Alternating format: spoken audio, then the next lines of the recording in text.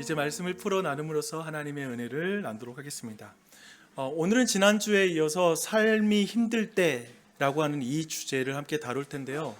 아마도 삶이 힘들 때는 아마도 한 가지는 죽음이 있을 때인 것 같습니다. 내가 사랑하고 내가 의지하는 사람이 죽었을 때 우리는 큰 슬픔과 고통 가운데 들어가게 되는 것이죠. 사랑하는 사람의 그런 죽음은 단지 생물학적인 종료를 의미하는 걸 넘어서는 것 같아요. 사랑하는 이의 죽음은 어떤 의미에서 우리 모두를 경계선 상황으로 몰아넣는 것 같습니다. 여러분, 이런 말 들어봤어요? 경계선 상황이라는 말. 이 말은 있잖아요, 독일의 철학자인 칼 야스퍼스가 사용했던 그런 말입니다. 그의 말에 따르면 모든 사람들은 자신이 통제할 수 있는 상황 가운데 계속 산대요. 그런 일반적인 상식, 일반적인 어떤 계산 속에서 그들의 삶을 살아가게 되는 것이죠. 하지만 인생은 그가 통제할 수 있는 상황대로만 가지 않는 거죠. 항상 통제할 수 없는 상황을 맞닥뜨리게 되고, 그리고 그는 그곳에서 자신의 한계를 마주하게 된다라고 이렇게 말합니다. 그러니까 절대 피하거나 극복할 수 없는 상황, 그 한계 상황을 두고 칼 야스퍼스는 경계선 상황이다 라고 이렇게 말하고 있습니다. 여러분, 이 경계선 상황에서 그는 두 가지의 길로 우리 모두가 들어가게 된다고 말해요. 그래서 이 첫 번째 그 길이 뭐냐면, 첫 번째 길은 무너짐이라는 길입니다. 붕괴되는 것이죠. 무너지는 거죠. 관계와 미래와 정체성, 그리고 때로는 소망의 붕괴로 이어지죠. 사랑하는 사람이 죽으면 굉장히 파괴력이 있어요. 그런 자리로 우리가 내몰리게 됩니다. 그래서 우리 모두는, 그렇기 때문에 우리 모두가 죽음을 두려워한다 라고 이렇게 말할 수 있을 것 같아요. 그렇죠? 또 한편에 이 한계선 상황, 경계선 상황은 우리로 하여금 두 번째 길로 인도하는데요, 초월로 통과하는 깨어짐이 그거 되는 것이죠. 단지 내가 붕괴되는 게 아니라 초월로 연결되는 그런 깨어짐이 된다라고 이렇게 말하고 있습니다. 놀랍게도 사랑하고 의지하는 사람이 죽었을 때 이상하게 새로운 것이 형성되는 사람들이 있어요. 새로운 인생의 의미를 깨달아가는 사람들이 존재하는 것이죠. 근데 사도행전에서는 우리는 특별히 이 두 가지 부류의 사람을 사도행전에서 만날 수가 있는데, 그 첫 번째 부류는 뭐냐면 죽음을 통해서 다른 사람을, 즉 교회를 무너뜨리려고 하는 존재들이 있고요, 사람들이 있고요. 또 한편에 그런 죽음의 위협 속에서 그 죽음을 통하여서 도리어 세워지는 사람들이 있어요. 교회가 있습니다. 오늘 이 두 부류의 이야기를 여러분과 함께 좀 나누고자 하는데, 약간만 좀 더 이야기를 들어가서 사도행전 2장부터 한번 이야기를 한번 생각해 보게요. 사도행전 2장에는 사도 베드로가 이렇게 설교를 합니다. 오순절날 설교를 하는데, 이 설교를 통해서 하루에 3,000명이나 되는 사람들이 주님께로 돌아오는 그런 놀라운, 신도가 되는 그 놀라운 역사가 나타나게 되죠. 그리고 나서부터는 그 초대교회는 굉장히 폭발적으로 성장을 경험하게 됩니다. 근데 그 상황에 유대의 종교 카르텔이 이제 그 교회의 걸음을 막아서게 됩니다. 그들은 뭘로 하냐면 죽음이라는 공포를 통해서 그들을 통제하려고 달려듭니다. 그래서 스데반을 죽여요. 굉장히 그 초대교회에 귀하게 쓰임받았던 스데반이라는 그런 직분자를 죽이게 됩니다. 그리고 사울이라는 그 행동대장이 여기에 등장하거든요. 사울이라는 그 행동대장이 필두로 그때부터 저인망식 그리스도인 색출 작업이 진행이 되게 됩니다.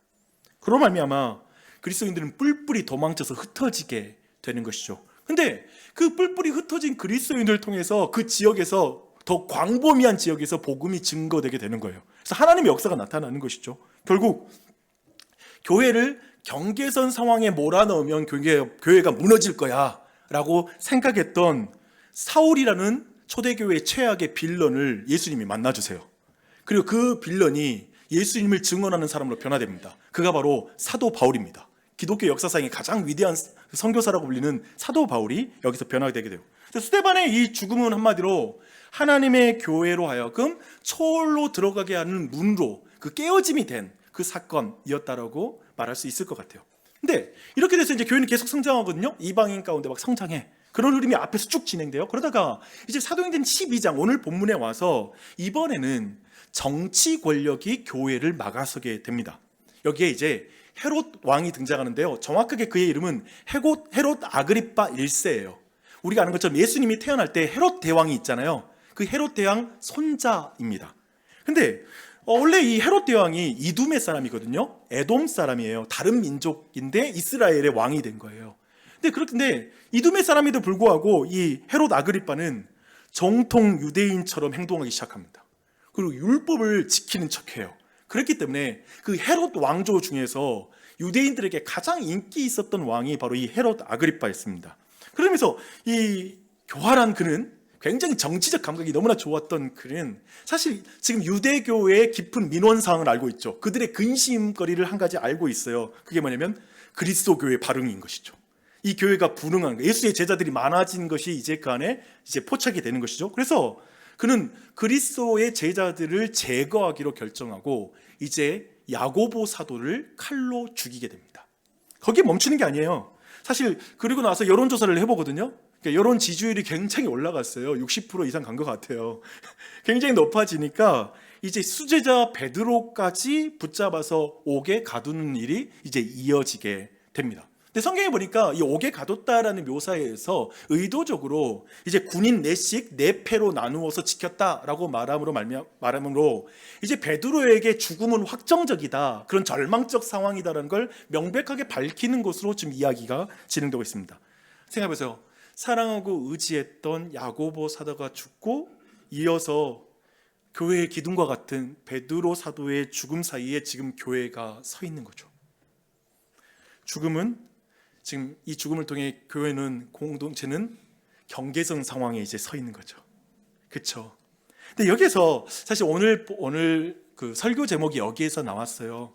사랑하는 사람의 죽음과 그 다음 죽음 사이에 있는 그대에게 라는 제목입니다. 딱 그 상황이죠.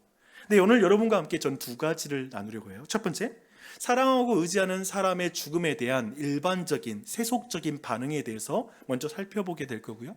두 번째는 그리스도인들은 사랑하는 사람의 죽음에 대해서 어떻게 반응하는가, 그리고 왜 그렇게 반응하는가를 오늘 성경에 나오는 교회를 통해서 함께 한번 살펴보는 거, 이 2가지를 여러분과 함께 나누려고 합니다.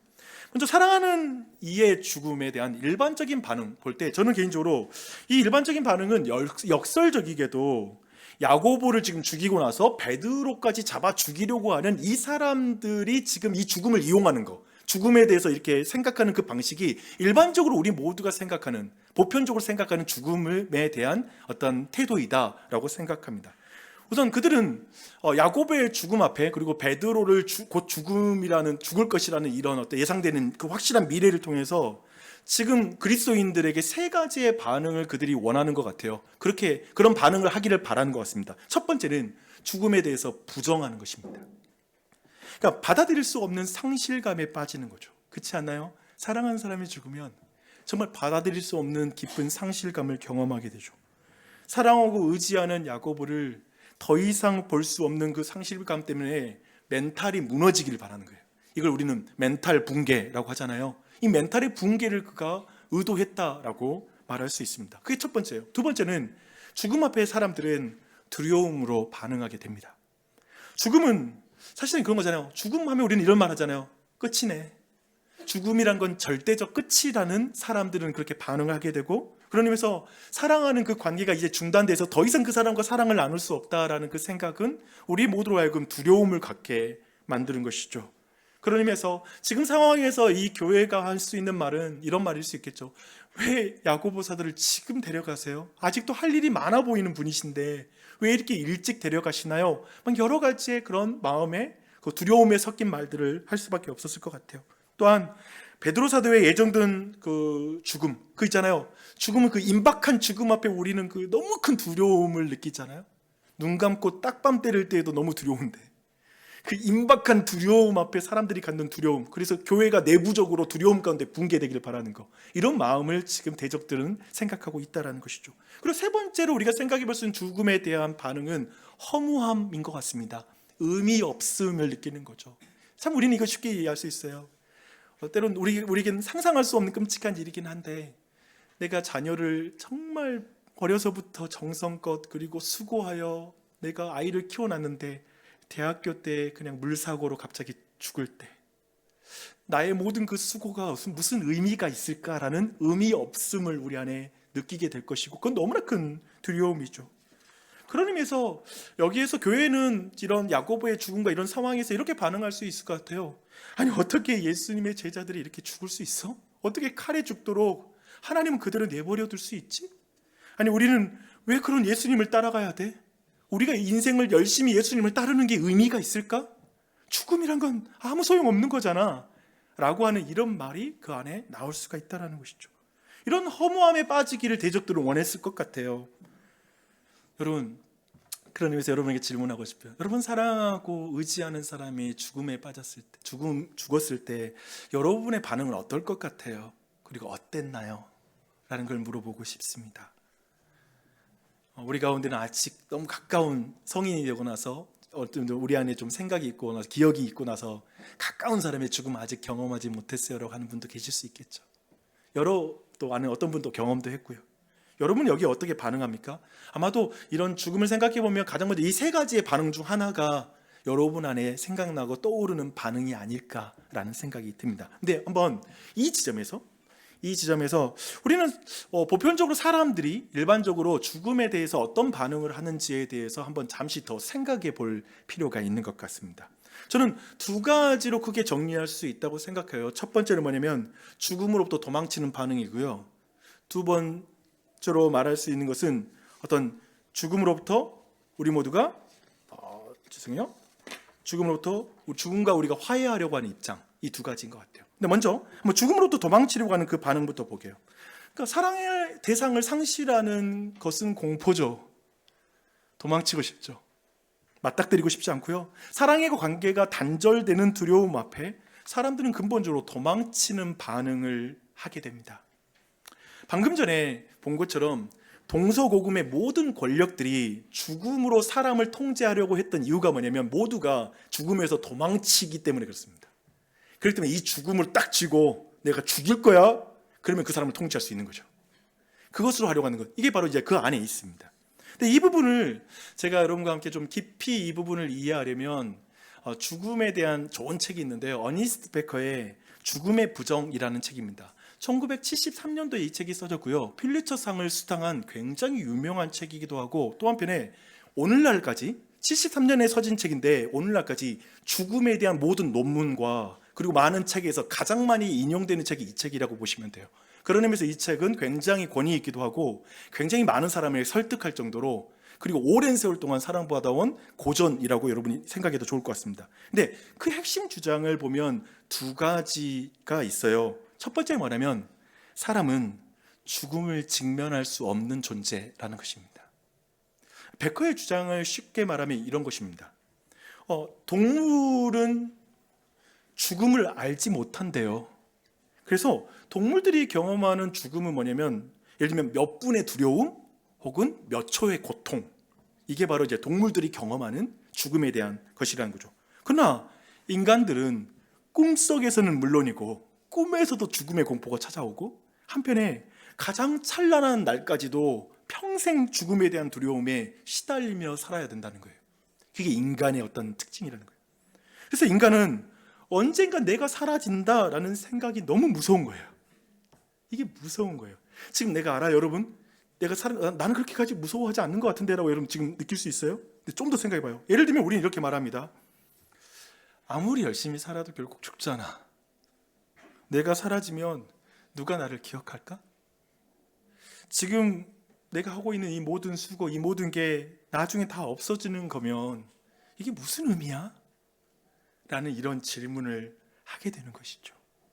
그러니까 우리의 머리는, 베커가 말하는 건 이거예요. 우리의 이성은, 우리의 머리는 근본적으로 영원과 영원한, 그리고 그 의미를 추구하며 살아가는데, 우리의 육체는 죽음의 무차별적인 공격, 무순서적인 순서의 공격 앞에 노출되어 있다는 거예요. 그러니까 우리 모두 알잖아요. 나는 데 순서가 있지만 가는 데에는 순서가 없다는 말을 우리는 들어서 알고는 있는데, 우리 모두 안에 깊은 건 뭐냐면 내가 진짜 그 죽음에 노출되어 있다는 거 안 믿어지는 거예요. 건강검진 했잖아요. 그러니까 앞으로 내 1년 이상은 괜찮다고 생각이 확실한 거예요, 우리 안에. 그런 어떤 우리 안에 확신이 있다는 거죠. 근데 사실 그대로 우리가 받아들인다면, 사실은 죽음이 무차별적이고 무시간적으로 우리에게 공격해 올 수 있다는 걸 우리 모두가 진짜 이거 사실이니까, 사실을 그대로 우리가 받아들인다면 그러면 심지어 그 죽음이 내 자녀에게도 그렇게 올 수 있다는 걸 믿는다면 우리 모두는 이 사실은 굉장히 공포스러운 사실이라는 거예요. 베커는 사람들이 이 공포를 해소하기 위해서, 그러니까 너무 공포, 이걸 맞닥뜨릴 수 없는데 이거 공포를 해소하기 위해서 죽음을 심리적 의식에서 제거하려는 방어 기제가 본능적으로 우리 안에 작동한다고 말합니다. 그리고 제가 볼 때 이게 어떻게 작동하는지를 보여주는 게 베커의 책의 백미예요. 굉장히 중요해요. 그래서 이 부분이 굉장히 무릎을 탁 치게 하는데, 이제 그 부분 말이에요. 그러니까 죽음을 견디기 위해 어떻게, 그 극복이 어떻게 작동하는가? 그게 뭐냐면 사람들은 영웅이 됨으로 죽음의 공포를 부정한다라고 이렇게 말을 합니다. 영웅이 됨으로.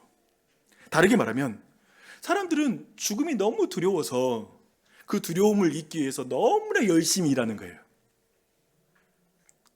베커의 독창적인 개념입니다. 그런데 아까 말했죠. 1973년 후에 이 개념이 모든 학계와 모든 어떤 이 죽음에 대한 논의에서 가장 설득력 있게 받아들여지고 있어요. 저도 여기에 동의해요. 저는 성경과 매우 밀접하게 연결된 거 이따가 증명할게요. 근데 굉장히 그래요. 한번 들어보십시오. 근데 간단하게 말하면 이렇습니다. 모든 사람들은 있잖아요. 스스로 가치 있는 존재가 되었을 때 그때에야 죽음을 잊어버린다는 거예요. 그래서 생각해보면 명예와 성공과 업적과 도덕적 우월성, 그런 것을 가진 영웅이 되면, 좀 더 다른 사람보다 탁월하고 훌륭한 사람이 되면 나는 의미 있는 인간이야. 나는 그래서 완전히 사라질 존재가 아니야. 누구에게 기억에 남을 거야. 내 성적표를 봐. 나는 가치 있는 사람이야. 내 SNS에 좋아요가 지금 몇 개 달렸는 줄 알아? 내 팔로워 수를 봐. 나는 많은 사람이 인정해주고 있는 사람이야. 내 운동 실력, 내 외모, 그리고 내 패션 감각, 자 봐. 나를 사람들이 멋지게 보지. 나는 남들과 좀 달라. 내게 이런 남친과 여친이 있지? 누군가 나를 특별하게 여겨주고 있어. 나를 특별하게 여겨주는 그 느낌, 그 감각, 이런 것들이 모두 나는 그냥 이 땅에서 살다가 사라지는 그런 별 볼 일 없는 존재가 아니야 라는 걸 말하는 모든 거란 거예요. 그런 것들이란 거예요. 그래서 그 느낌을 주기 때문에 우리 모두를 안심시켜 준다는 거예요. 이것이 바로 죽음 공포를 눌러버리는 심리적인 전략이라고 베커가 그의 책에서 주장하고 있습니다. 네, 어때요? 베커의 주장을 좀 약간 길게 여러분과 나눴어요. 이 정도 되면 여러분 안에 좀 질문이 스멀스멀 올라오게 될 거예요. 뭐냐면, 그러니까 베커의 주장이 저와 무슨 상관이 있죠? 또 한편에 우리 교인들 늘 박영주 목사님 설교를 성경 중심으로 늘 강의하는데 갑자기 베커의 책의 이야기를 길게 이야기했는데 지금 그게 이 본문과 무슨 상관이 있나요? 라는 이런 질문을 또 떠올리는 사람도 있을 것 같아요. 근데 아주 깊은 상관이 있습니다. 들어보십시오. 죽음으로 도망친 죽음에서 도망치는 이란성 쌍둥이가 있습니다. 그 첫 번째 쌍둥이가 오늘 본문에서 본 그 아이입니다. 그 뭐냐면 교회를 죽음의 공포로 교회를 붕괴시키려고 하는 거예요. 그렇죠? 그래서 죽음의 공포 앞에서 도망치게 만든 거죠. 사람들로 하여금 신앙을 버리고 도망치게 만드는 거. 이게 하나의 마귀의 전략이고요. 두 번째, 베커도 그런 의미에서는 죽음의 공포 앞에서 도망치는 길을 베커도 똑같이 말하고 있어요. 그런 의미에서 저는 쌍둥이라고 말하는 거예요. 그런데 그가 말하고 있는 것은 뭐냐면 아주 달콤한 길이에요. 이건 뭐 유협처럼 안 느껴져. 모두가 알아차리지 못하고 걷는 길을 베커는 지금 우리에게 말해주고 있습니다. 즉 죽음의 공포와 불안, 상실감을 상쇄시키기 위해서 주목하십시오. 현실 도피적 위안거리에 우리가 빠지게 만드는 거죠. 그래서 마귀는 죽음을 통해서 인간을 절망하게 할 수 있고요. 또 한편에 죽음을 통해서 회피와 쾌락으로 죽음을 망각하게 하는 길도 바로 마귀가 즐겨 쓰는 방법인 거죠. 자기가 죽을 거라는 걸 모르게 느끼게 만드는 거. 돈을 많이 가지면 영원히 살 것이라고 생각하는 거. 내 인생 전체를 통제할 수 있을 거라고 생각하는 거. 이 모든 감각, 이걸 마귀가 즐겨 사용하는 것이죠. 너가 가난해서 너 죽을 거야 라는 식으로, 너 예수 믿으면 가난해질 거야 라는 것도 하지만 넘치도록 부자가 되게 하여서 예수를 못 믿게 할 수도 있겠죠. 마귀가 쓰는 방식입니다. 근데 C.S. 루이스의 책 중에 스크루테이프의 편지라는 책이 있습니다. 이 책은 어떤 책이냐면 이제 조카 마귀가 이제 삼촌 마귀에게 자신이 다루고 있는 환자라고 불러요. 그리스도인을. 그 환자를 어떻게 더 아프게 하고 타락시킬 것인지에 대해서 이 조카 마귀가 삼촌한테 물어보고 삼촌이 거기에 대해서 조언해주는 이런 글을 C.S. 루이스가 아주 기가 막히게 쓴 그런 책입니다. 근데 하루는 조카 마귀가 이제 2차 대전 배경이니까요. 전쟁이 일어나면 또 너무 좋아하는 거야. 사람들이 전쟁 때문에 두려워하고 막 전쟁 때문에 서로 죽이고 하는 게 나는 너무 행복하다고 막 이렇게 삼촌한테 막 이렇게 떠버린 거죠. 근데 그때 삼촌 마귀가 조카 마귀가 너무나 즐거워하는 것에 대해서 한심해하면서 전쟁의 기뻐할 이유가 되지 못한다라는 것, 그 이유들을 하나하나 설명해 주는데 그 중에 하나를 제가 읽어드릴게요. 이렇게 말합니다. 전쟁이 계속해서 죽음을 환기시킨다는 점도 우리에겐 크나큰 재앙이다. 우리가 가진 최고의 무기 가운데 하나는 세속에 만족하는 마음, 이 아무짝에도 쓸모없는 세속에 만족하는 마음, 그 마음이 이제 전쟁 앞에 아무짝에도 쓸모없는 무용지물이 되고 마니까. 그러니까 전쟁은 어떤 의미에서 죽음에 대한 공포를 일으키고 또 그것이 도리어 세속에 만족하는 마음을 잊어버리게 만드는 거예요. 근데 그게 너무나 강력한 무기인데 세속적으로 살아가고 거기에서 죽음을 전혀 생각하게 하지 않게 하는 게 마귀가 쓰는 방법인데 도리어 전쟁을 그걸 불러일으킨다는 것이죠. 그래서 우리 모두는 한번 자신에게 좀 질문할 수 있을 것 같습니다. 우리 모두는 사랑하는 이의 죽음으로부터 도망치고 있지 않습니까? 이 두 가지 반응을 우리도 할 수 있을 것 같아요. 여러분 생각해보면 사랑하는 이의 죽음은 생각만 해도 너무나 끔찍한 일이에요. 그래서 아마도 우리 모두가 만약 내가 지금 야고보와 베드로의 죽음 사이에 있었다면 난 진짜 신앙 잃어버렸을 것 같아. 예수님을 그렇게 잘 믿는 사람들이 막 죽어나가는 거 보면 내가 그 예수 믿을 필요가 있을까? 나는 정말 믿음 못 지켰을 것 같아. 상실감 속에서 분노하면서 하나님께 막 원망하다가 그렇게 갔을 것 같아 라고 이렇게 말하겠다라는 생각이 드시는 분이 이 자리에 있을 수 있어요. 나는 그랬을 것 같아. 그렇죠? 근데 솔직하게 말하면 그게 말할 수도 있겠지만 한편에 그러한 것은 가정하는 거잖아요. 만약에 그런 일이 있다면. 그렇죠? 우리 모두 장례식 가운데 누군가의 어떤 장례식장에 갈 수 있어요. 그리고 많은 걸 깨달을 수도 있지만 때로는 그냥 죽음이라는 게 여전히 내게 피부에 와닿지 않는 주제일 수 있어. 왜냐하면 나의 가까운 관계는 아니니까. 인사치레하면서 간 장례식이다 보니까 그렇게 죽음에 내가 맞닥뜨리고 와닿지도 않아. 그럴 수도 있을 것 같아요. 그런 의미에서 제가 보는 핵심이 뭐냐면, 그래서 제가 오늘 어니스트 베커의 이야기, 책의 이야기를 가지고 온 이유도 이거예요. 대부분의 사람들은 사실상 우리 모두는 죽음을 생각하지 않고 살아간다는 거예요. 사실상 세속적인 만족 가운데 살아가고 있는 것이 아닌가라는 생각이 듭니다. 생각해보면 그렇지 않아요? 왜 그럴까요? 이제부터 매우 여러분에게 느껴지는 그런 죽음에 대한 여러분의 묵상과 관련이 있을 것 같아요. 이렇지 않아요? 죽음을 생각하는 건 좀 재수도 없고, 생각하면 죽음 생각한다고 해서 뭐 답은 없잖아요. 답도 없고, 그렇기 때문에 우리 안에 루틴적으로 결정은 뭐냐면 그냥 현실에 충실하며 살자. 다른 거 신경 쓰지 말고 죽음을 생각하는 게 별로 의미는 없어 라는 어떤 결정을 우리 안에 했을 수 있습니다.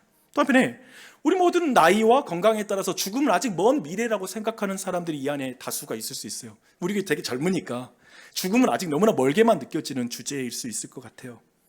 그런 의미에서 사실상 제가 보는 건 아마도 고등학생들은 그냥 대입을 위해서 열심히 살지 죽음을 왜 생각해? 대학생들은 취업을 위해서 철저하게 막 경쟁하는 것이 지금 중요한 거지.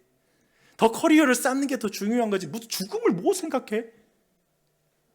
취업하면 결혼과 안정적인 어떤 경제적인 안정을 위해서 정말 수고합니다. 얼마나 노력한지 몰라요. 자기 개발해야 되잖아요. 죽음을 왜 생각해? 무슨 소용이 있다고? 죽음을 생각하는 건 정말 아무짝에도 쓸모없는 생각이라는 생각이 있죠. 우리 모두는 그 가운데 끊임없이 사람들과 비교하면서 인정을 받으며 특별한 사람이 되고 싶을 뿐이죠. 그냥 그 과정에서 좀 더 경쟁력 있는 사람이 돼서 그 가운데 내 안에 어떤 만족들이 오는 거, 그것을 위해서 막 야근하고 있고, 회사에서도 그 승진과 수없이 많은 것들은 엄청난 스트레스를 받긴 하지만 기어코 나는 그 안에 달성해야 되는 중압감 속에서 많은 사람들이 공황장애를 앓고 우울증을 앓고 그 가운데 여러분 많은 걸 지불하면서 지금 길을 걸어가고 있을 수 있어요. 근데 핵심은 이거예요. 죽음을 생각하지 않고 온통 현실 보이는 세계에 집중하고 산다는 거죠. 교회 다니는 사람은 다를까? 우리는 다를까? 라는 질문도 해볼 수 있겠죠. 근데 그런 의미에서 제가 이런 말이 여러분 우리 모두에게 와닿지 않을까라는 생각이 들어요. 이런 표현 어때요? 살기도 바빠서 죽음을 생각할 겨를이 없어요. 이런 말? 죽어서 지옥 가는 것보다 저는 지금 사는 게 지옥이에요. 나 여기서 지금 벗어나는 게 먼저라고요. 이런 말은 우리 모두에게, 예를 들면 헬 조선이라는 단어가 너무나 익숙한 우리에게, 그러나 진짜 헬이 얼마나 엄청나게 고통스러운지를 너무나 인식도 못하는 상황에서 지금에 있는 그 헬이 나에게는 가장 중요하기 때문에, 가장 큰 고통이기 때문에 이것 외에는 아무것도 생각할 겨를이 없다라고 말하면서 철저하게 죽음과 그 이후의 삶에 대해서 완전히 뒤로 밀어놓고 완전히 현실에 사로잡혀서 매어있는 인생을 살아가는 게 아마도 현대인의 삶이 아닐까 싶습니다. 그래서 굉장히 방금 말했던 죽어서 지옥 가는 것보다 사는 것이 지옥이다, 알쏭달쏭한 말인 것 같은데, 정확하게 그 말을 다른 식으로 정확하게 좀 구분한다면 나는 죽음을 지금 대면할 마음이 전혀 없어요 라는 말이겠죠. 놀랍게도 성경의 지혜서는 이것과 반대입니다. 놀랍게도 성경의 지혜서를 잘 보면, 여기서 지혜는 잠언, 전도서, 이렇게 욥기 이런 지혜서를 보면 죽음을 생각하지 않기 위해서 인간이 쓰는 회피 전략을 말해주고 있고, 저는 이 부분이 정확하게 어니스트 베커가 주장한 내용과 성경이 동일한 주장을 하고 있다고 생각합니다. 지혜서는 전체에서는 이렇게 말합니다. 죽음을 잊고 살아가는 사람의 분주함은 헛됨이다. 이해되세요? 죽음을 잊고 살아가는 인간의 분주함은 헛됨이다. 유한한 인간이 죽음을 생각하지 않기 위해서 비교하고 경쟁하고 성취하는 데 더 몰두하지만 결국 그것은 바람을 잡는 것과 같다. 이렇게 말하고 있는 거죠. 지금 여기까지 우리 모두는 첫 번째 죽음에 대한 반응, 죽음으로부터 도망치는 반응에 대해서 우리 함께 살펴봤습니다. 이제 두 번째 반응은 뭐냐면요, 죽음과 화해하는 입장입니다. 즉 죽음의 친구가 되라라고 말하는 건 사실 인간의 역사에서 굉장히 오래된 철학과 그리고 종교가 이걸 계속 다뤄요. 결국 죽음의 문제라는 이 고통은 모든 종교가 다뤄야 될 주제거든요. 요즘은 진화심리학에서 다루고 있고요, 요즘은 이 주제를 가지고 물리학자들도 다루고 있고요, 다 이미 선지자 반열에 오르신 이제 그 물질주의자들도 다 이 주제를 다뤄서 여러분 유튜브를 켜면 다 이것에 대해서 가르쳐주고 있습니다. 근데 지금 여러분 이 부분, 즉 죽음과 화해하는 입장을 영어로 말하면 Death Acceptance Paradigm이라고 부릅니다. 이걸 한국어로 번역하니까요 이렇게 말하더라고요. 죽음 길들이기. 그러니까 죽음을 길들여야 된다고 생각하는 철학이 있는 거예요. 주장들이 있는 거예요. 그 주장이 뭔데? 이것은 말하는데 죽음은 삶의 일부이며 자연스러운 거니까 그냥 그 죽음을 그냥 받아들여야 된다라고 이렇게 말하는 입장입니다. 제가 철학사를 좀 다시 한번 공부하면서 에피쿠로스 학파의 글이 되게 와닿더라고요. 에피쿠로스 학파가 이렇게 말해요. 죽음에 대해서. 죽음은 우리와 무관하다. 우리가 있을 땐 죽음이 없고 죽음이 있을 땐 우리가 없기 때문이다. 이해되죠? 괜찮잖아요? 그러니까 죽음 두려워할 필요 없다는 거야. 내가 죽어야 그때 죽음이만 존재할 테니까 우리를 대면할 그런 일은 없다는 거야. 괜찮아. 저는 불교도의 입장도 너무나 괜찮은 것 같아요. 위로가 돼요. 그럴 땐 인간의 모든 것은 생로병사의 순환일 뿐이다. 그냥 그 자연의 일부로 너를 받아들여주기만 한다면 죽음의 고통은 그렇게 어렵지 않을 거야 라고 이렇게 우리에게 말합니다. 저는 요즘에는 죽음을 에너지로 설명하는 물리학자의 설명도 들었습니다. 우리가 죽고 나면 우리의 모든 에너지는 온 우주로 흩어질 뿐 사라지는 건 아니에요. 저 나무에 깃들 거고 다른 동식물에게 그 에너지가 갈 거니까 계속 살아있을 거니까 너무 슬퍼하지 말라고. 위로가 되세요? 이런 말들, 죽음과 친구가 되라고 말하는 이런 모든 말들은 아마도 죽음에 대한 지나친 공포에서 우리를 건져줄 수 있는 그런 말들인 것 같습니다. 여러분, 그런데요, 진짜 봐봐요. 죽음 별거 아니야 라고 하는 이 말을 여러분에게 어떻게 들리십니까? 저는 죽음에 대해서 좀 묵상해 볼 때는 제가 그냥 비그리스도인이라고 생각한다면 사람들은 죽음을 길들일 수는 없는 것 같고 죽음에 길들여지는 것 같다라는 생각은 들었던 것 같아요. 죽음 길들여지기가 맞지 않을까. 제가 아버지 돌아가시고 또 안에 주변에 있는 많은 죽음들을 보면서 차근차근 사람 죽는 거야. 다 죽어. 그냥 그거 받아들이는 거지.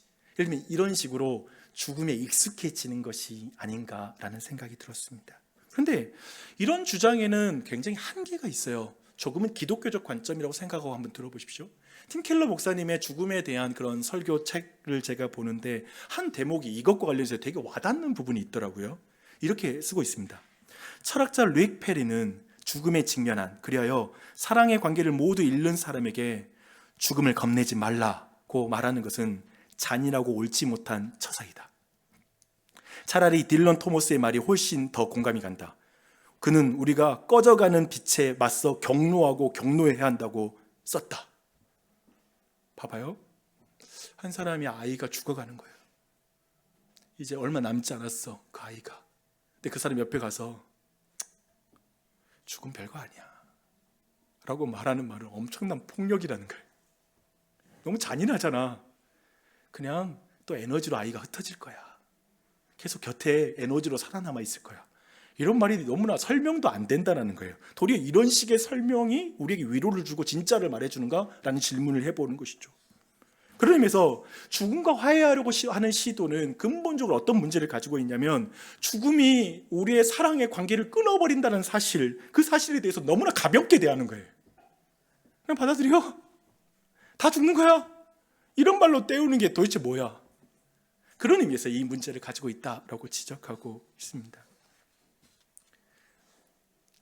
이렇게 우리는 죽음에 대한 반응 두 가지를 살펴봤습니다.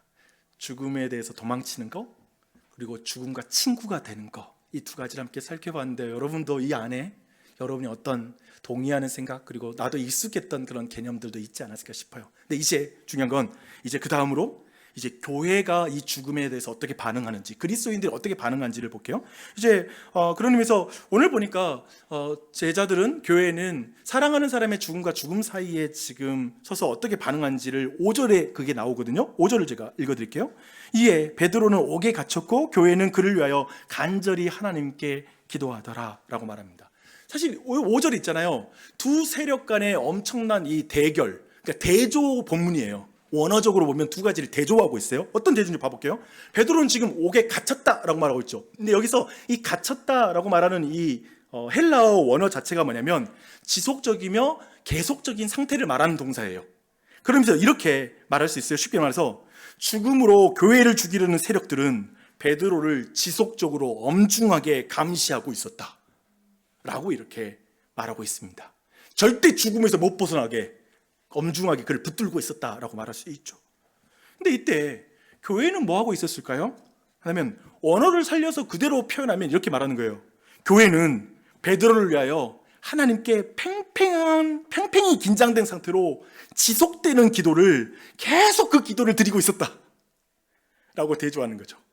계속 베드로를 감시하는 것과 계속 하나님을 바라보면서 하나님께 기도하는 것을 대조해서 말하고 있는 본문입니다. 사랑하는 야고보의 죽음과 베드로의 애정된 죽음 사이에서, 그 경계선 상황에서 지금 교회는 이렇게 말하지는 않은 거죠. 하나님, 야고보 죽였으면 됐지 또 왜 베드로 사도까지 이렇게 죽이려고 해요? 왜 이렇게 사랑하는 사람들 계속 데려가세요? 왜 사랑하는 사람들 자꾸 데려가시려고 하나요? 하나님 정말 우리를 사랑하시는 거 맞아요?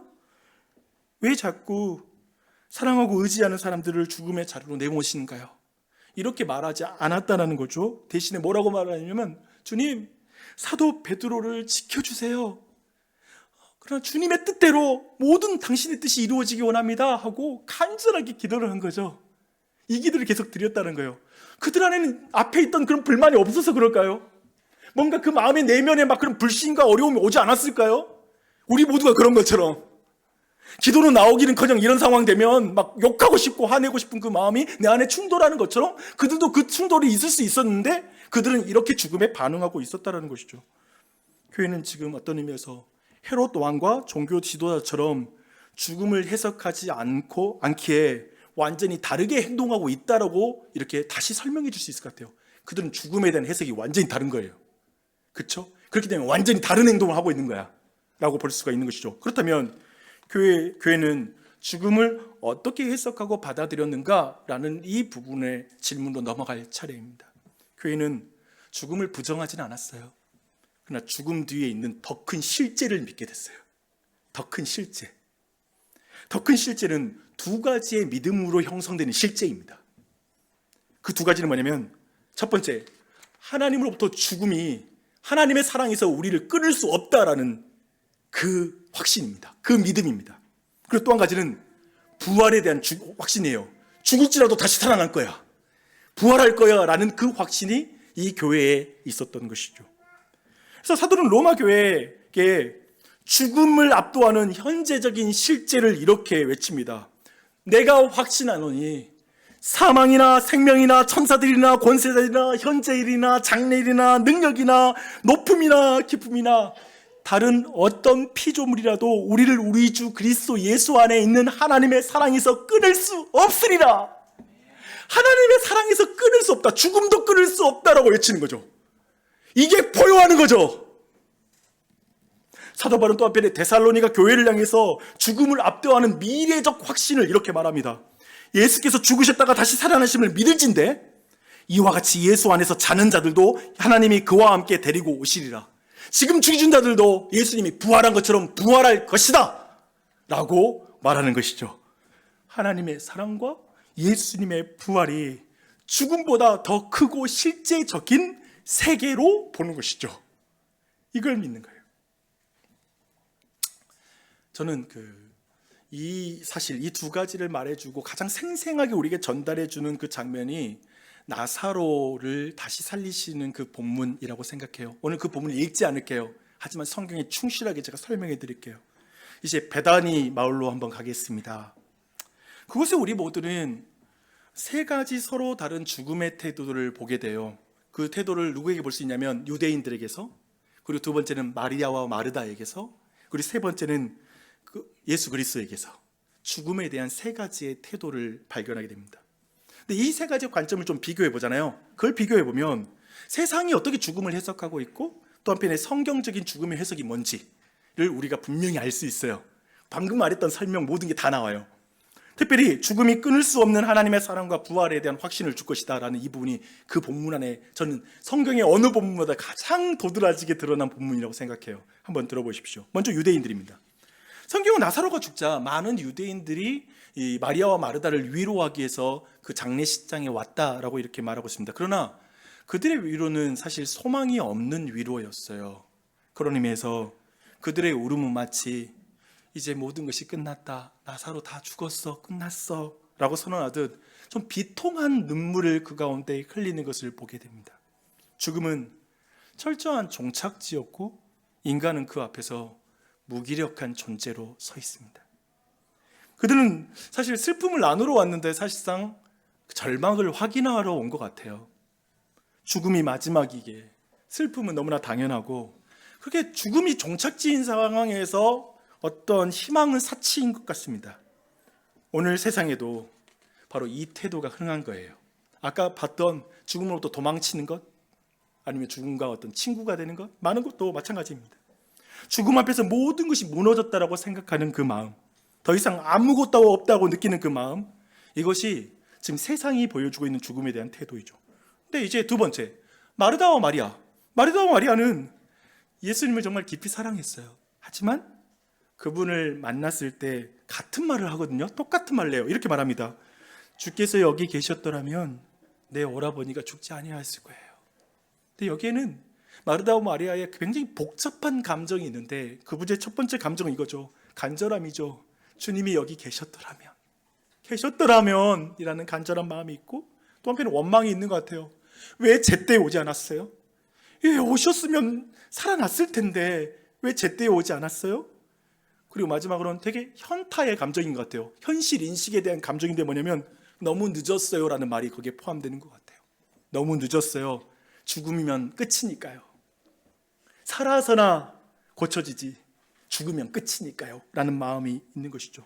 근데 저는 이 모든 세 가지의 이런 모든 감정, 복잡한 감정을 설명했는데 무엇보다도 사랑에 대한 의심이 이 모든 감정의 뿌리라는 생각이 들었습니다. 왜냐하면 이 예수님을 부를 때 이 두 사람이 이렇게 말하거든요. 주여, 주께서 사랑하시는 자가 병들었나이다. 빨리 예수님 와서 고쳐주세요라고 말했기 때문에 지금 이 모든 대화는 사랑이라는 정서 안에서 이해돼야 될 본문인 거죠. 그렇다면 이 간절함과 원망과 또 한편의 현타 감정이라고 하는 이 모든 것들은 말은 이런 표현이기도 하겠죠.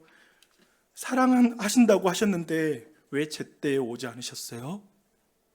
주님이 계셨으면 좋았잖아요. 사랑하신다고 하셨는데 왜 이렇게 죽게 만드셨어요? 왜 함께 해주지 않으셨어요? 라는 이 감정이 그 안에 있는 것이죠. 이 의심이 있는 거죠. 우리 모두는 있잖아요. 사랑하는 이의 죽음 앞에서는 마르다와 마리아처럼 하나님의 사랑을 의심하게 되는 것 같습니다. 여러분 어떠세요? 가까운 가족, 조카, 친척들의 죽음을 경험해 보셨어요? 그러면 나 진짜 하나님 사랑하는 거 맞는데, 믿는데 그런 말이 올라올 때가 있어. 하나님 하시면 하실 것 같은데 왜? 라는 생각이 드는 것이죠. 정말 그를 사랑하시는 걸까? 왜 내 기도를 들어주지 않나? 예수님 와달라고 말했는데 왜 안 오시나? 내 기도가 거절된 것 같은 거절감? 또 왜 이런 중병을 허락하시나? 왜? 라는 생각. 그래서 그리스도인들은 어떤 의미에서 마르다와 마리아처럼 믿음은 있지만 죽음과 그 다음의 죽음 사이에서 우리 모두는 사랑이 흔들리는 것 같습니다. 하나님의 사랑을 의심하게 되는 것 같아요. 이게 우리가 두 번째 죽음에 대한 지금 태도를 볼 수 있습니다. 네, 그렇다면 이제 마지막이죠. 예수님의 태도와 말씀 안에서 우리는 먼저 뭘 볼 수 있냐면 죽음도 끊을 수 없는 사랑을 예수님이 드러낸 걸 이제 볼 거예요. 나사로의 무덤 앞에서 예수님은 완전히 다른 태도, 이 앞에 있는 두 부류와는 완전히 다른 태도를 보여주시죠. 그래서 가장 먼저 예수님은 마리아와 마르다와 그리고 그 위로하기 온 유대인들이 우는 것을 보고 성경 뭐라고 표현하냐면 심령의 비통이 여기시며 불쌍히 여기셨다라고 이렇게 표현하고 있습니다. 예수님이 있잖아요. 이것은 원어적으로 보면 단순한 슬픔이 아니라 죽음이라는 원수의 분노를 느꼈다는 표현이에요. 분노를 느꼈다는 그 의미가 있어요. 분노가 막 올라오는 거예요. 죽음에 대해서. 사랑하는 이들이 죽음으로 말미암아 고통받는 게 너무 분노가 생기는 거야. 너무 화가 나는 거야. 그래서 어떤 의미에서 우리 모두에게 죽음은 당연한 거예요. 자연스러운 거예요. 죽음은 길들여지는 거예요. 길들이는 거예요. 라고 주장하는 사람에게 예수님이 이렇게 말하는 것 같아요. 아니, 죽음은 내가 만든 세계에 있는 것이 아니었다. 죽음아, 나는 너를 멸하러 왔다. 내가 사랑하는 이들을 죽음 네가 고통스럽게 만드는 건 나는 너무나 참을 수 없다. 나는 죽음에 대해서 분노한다. 나는 죽음을 죽이러 왔다. 죽음을 당연하게 받아들이지 않는 거죠. 예수님을 죽음을 당연한 것으로 여기지 않으십니다. 예수님은 죽음에 길들여지는 분이 아니십니다. 포효합니다. 화를 냅니다. 거기에 고통받는 인간을 볼 때 막 속상해서 미칠 것 같습니다. 그래서 예수님은 또 다른 편이 있어요. 예수님이 눈물을 흘리셨다고 말하고 있어요. 유대인들이 예수님이 눈물을 흘리는 모습을 보면서 그들이 해석을 해요. 아주 정확하게 해석해요. 뭐라면 보라, 나사로를 얼마나 사랑하였는가. 근데 제가 볼 때 그들은 정확한 해석을 한 게 아니에요. 말씀이 그런 것처럼 예수님은 죽음으로부터 도망치며 죽음 가운데 절망하며 비통해하는 그들을 보고 우는 거죠. 나사로만을 보고 우는 게 아니라 죽음을 보고 울고 있는 사랑의 마음이 흔들리는 그들을 보면서 우는 것이죠. 죽음 앞에 무력한 그들을 불쌍히 여기서 눈물을 흘리는 그 눈물입니다.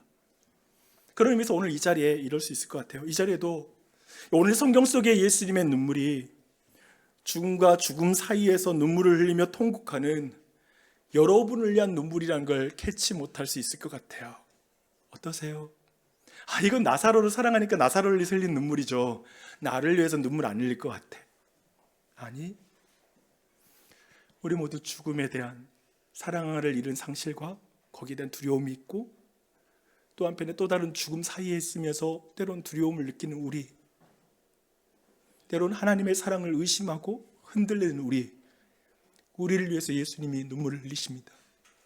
주님은 내가 눈물을 흘릴 때 함께 눈물을 흘리시는 분이십니다. 그것을 말하고 있는 것이죠. 그러니 사랑하고 의지하는 이의 죽음과 죽음 사이에 있는 그대여, 여러분이요, 마리아와 마르다의 자리에 서 있는 여러분에게 하시는 주님의 말씀을 들어보십시오. 죽음을 삶의 기준으로 삼지 말아라. 나의 사랑이 너의 기준이란다. 죽음은 너를 붙잡을 수 없고 나의 사랑에서 너를 끊을 수 없단다. 아멘이십니까? 그분의 사랑을 의심하지 마십시오. 죽음도 이 사랑에서 우리를 끊을 수 없습니다. 우리 방금 전에 예수님의 태도와 말씀은 죽음이 끊을 수 없는 사랑을 말하고 있다는 걸 살펴보았습니다. 그리고 예수님의 이제 표적은, 기적은 죽음을 넘어선 부활을 우리에게 알려주고 있습니다. 나사로의 무덤 앞에서 예수님은 죽음이 새로운 문이 될 수 있다는 아주 엄청난 전 인류의 역사에서 혁명적인 해석을 가져옵니다. 예수님은 눈물을 흘리실 뿐 아니라 죽음 앞에서 전혀 다른 실제를 이제 드러내기 시작하죠. 뭐라고 예수님 말씀하시냐면, 나는 부활이요 생명이다. 예수 그리스도는 부활이요 생명이다. 예수님이 이렇게 말씀하시는 겁니다. 죽음은 끝이 아니다. 죽음 앞에 내가 할 일이 없다고 말하지 말라. 나는 죽음 속에서 일하는 하나님이다. 죽음은 내 사랑이 증명되는 자리다. 죽음은 부활의 생명이 들어가는 문이다. 이것은 인류 역사의 모든 종교와 모든 철학에 없는 죽음에 대한 설명입니다. 여러분은 어떤 해석을 받아들이겠습니까? 죽음에서 도망치는? 죽음과 친구가 되는? 아니면 이 죽음을 이기신 예수 그리스도, 예수님에게 죽음은 절망이 아니라 하나님의 사랑과 부활의 능력이 드러나는 자리이죠. 그래서 그리스도인들은 콜로세움에서 사자의 밥이 되어가면서 그 장소에서 그리스도를 만나는 거죠. 예수님은 죽음으로부터 도망치지 않았습니다. 그래서 도망을 치는 우리에게 이렇게 말씀하십니다. 내가 너를 위해서 십자가 위에서 죽었단다. 이미 죽었단다. 죽었단다. 그러니 너는 더 이상 죽음에서 도망칠 필요가 없다. 더 이상 도망칠 필요가 없다. 예수님, 우리가 죽음을 두려워 도망치는 것도, 죽음에 길들여지고 체념하는 것도 원하지 않으십니다. 그분은 우리에게 죽음을 받아들이고 적응하라고 말하지도 않습니다. 오히려 죽음이 결론이라고 말하는 이 세상 속에서 하나님의 너를 향한 사랑은 결코 끊을 수 없어. 부활이 실제라는 더 큰 실제를 바라보라고 우리를 초대하는 거죠. 그래서 주님 마지막으로 이렇게 다시 한번 선포합니다. 나는 부활이요 생명이다. 부활이요 생명인 예수님에 대한 믿음이 초대교회를 세웠던 힘입니다. 그들의 경계선 상황에서 그들이 스스로가 붕괴되는 넘어가는 게 아니라 그들이 더 하나님의 사람으로 세워지는 그 힘입니다. 사랑하는 이의 죽음과 그 다음 죽음 사이에서 하나님을 향해 간절히 기도하게 하는 힘입니다. 죽음을 정직하게 마주하되 죽음보다 더 크시고 더 깊은 하나님의 사랑과 부활을 믿었던 그 믿음이 그들을 담대하게 만들었다면 지금 우리도 담대하게 만들 수 있습니다. 그리고 오늘도 그 동일한 믿음이 우리의 삶을 붙들고 키우는 능력이 되는 줄 믿습니다. 올해 지난 8월 31일 날 아버지가 소천하셨습니다. 보니까 직계가족으로 제가 약간은 나이 들고 좀 생각이 있을 때부터 가까운 가족의 죽음을 한 번도 본 적이 없었습니다. 어렸을 때 유치원도 들어가기 전에 나이 때 할머니 돌아가셔가지고 이제 묘를 쓰잖아요. 근데 전라도 말로 묘똥이라고 그러는데 제가 거기서 흙을 밟는다고 거기서 막 흙을 열심히 밟으니까 어른들이 칭찬해 준 그 기억이 나요. 그 칭찬이 나로 하여금 죽음을 잊게 만든, 인정받고 그런 거였는데, 근데 그 뒤로는 죽음에 대한 걸 노출해 본 적이 없어요. 이번에 아버지가 돌아가시는데 내 발 밑에 아버지 머리 바로 앞에서 아버지의 맥박이, 그리고 숨소리가 점점 잦아드는 것부터 해서 맥박이 점점 뛰다가 안 뛰다가 하는 과정, 그 모든 걸 곁에서 죽어가는 과정을 다 보게 되었습니다.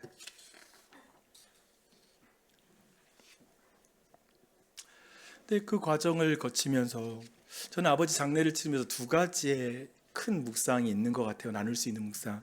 첫 번째는 예배 가운데 참 은혜 받았던 말씀이 한 가지 뭐였냐면, 오늘 우리는 이제 천국에 가고 싶은 하나의 이유가 더 생겼습니다.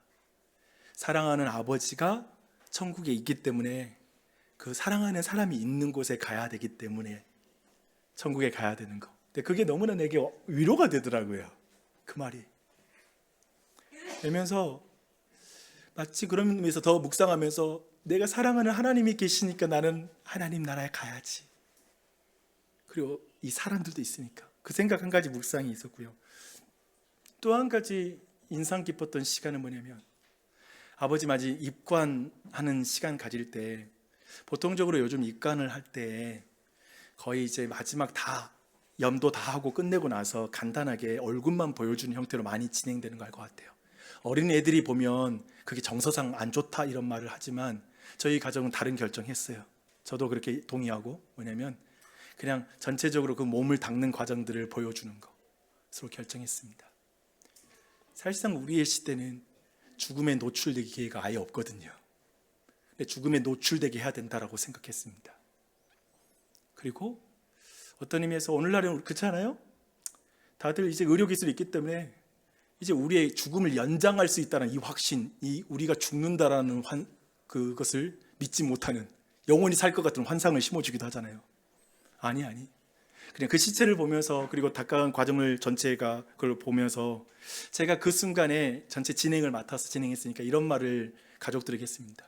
할아버지는 이제 마지막으로 우리 모두에게 이 가르침을 주는 것 같습니다. 우리가 영원하지 않다는 것. 그러하기에 이 땅에 사는 동안에 형제끼리 우애하고 가족들이 서로 사랑하는 것, 그 마지막 교훈을 우리에게 주고 있는 시간입니다 라는 그 나눔을 했습니다. 우리에게는 참 젊은 회중이 많습니다. 자식들도 얼마나 키우려면 얼마나 열심히 살아야 돼요. 정말 교우들 내가 보면서 나주혁신 도시에서 저는 이게 직장도 가까우니까 많은 여유가 있는 우리 지체들 많을 줄 알았는데 이렇게 바쁠까? 얼마나 정신없이 사나? 그게 늘 지난 12년 동안 내 마음에 참 안타까움이었던 것 같아요. 진짜 정신없고 그 회사 안에 또 한편에 그 승진하고 경쟁하고 그 안에 있는 수없이 많은 스트레스들 그런 걸 너무나 많이 봤습니다. 그런데 그런 교우들에게 꼭 당부하고 싶습니다. 여러분의 유한함을 기억하십시오. 유한합니다. 우리에게 우리 날 계수함을 가르치사 지혜로운 마음을 얻게 하여 주시옵소서. 이거 계수하셔야 됩니다.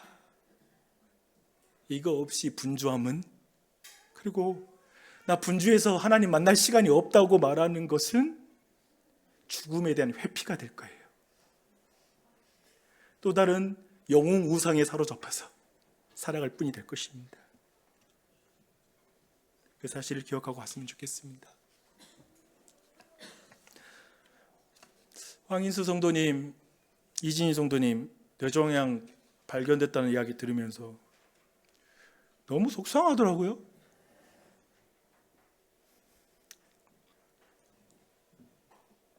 성경이도 어려서 뇌수막종 이렇게 때문에 아이가 그렇게 되고 나서 옆에서 내가 다 봤거든요. 10몇 년 동안. 정말 보기 힘들어요. 성경이 그냥 깨어있는 동안 계속 말하고 엄마를 계속 찾기 때문에 아무것도 못해. 보고 있으면 어떻게 저렇게 살지? 어떻게? 얼마나 힘들까? 그런데 어떻게 그 뇌에 또 뇌종양이 생겼어? 속상해요. 질병과 질병 사이? 또 죽음과 죽음 사이? 왜 거기 몰아서 줘? 좀 다른 사람 나눠 갔지? 왜 그럴까? 그런 생각도 들더라고요. 근데 그거 아세요? 이진희 성도님 나 만나서 뭐라고 그러냐면, 목사님, 내가 예수 만나고 이 병 걸려서 얼마나 다행이에요. 예수 만나고 나서 이 병을 당하니까 목사님, 내가 두렵지만 않아요. 두렵지만 않아요. 그러시는 거예요. 목사고 그 순간에 내가 그런 병이 안 걸려본 저로서, 한편에 이 젊은 나로서 내 어른인 거야. 목사 나발이고 뭐고, 그가 하나님의 사람이요. 내가 배워야 될 사람이요. 이게 부활의 신앙을 갖는 사람이구나. 이게 정말 천국 소망을 가진 사람이구나 라는 믿음이 있는 거예요. 하나님의 사랑이 끊어지지 않는 그 죽음도 끊을 수 없다라는 믿음을 내가 만난 거예요. 목사로 영광인 거예요. 처음에 우리 교회일 때 예수님에 대해서 전혀 모르고 왔는데 이제 와 믿음의 어른이 되어 있네. 기쁨이지. 내 목회의 최고의 보상인 것 같아요. 내 목회의 최고의 보상은 저 사람이다.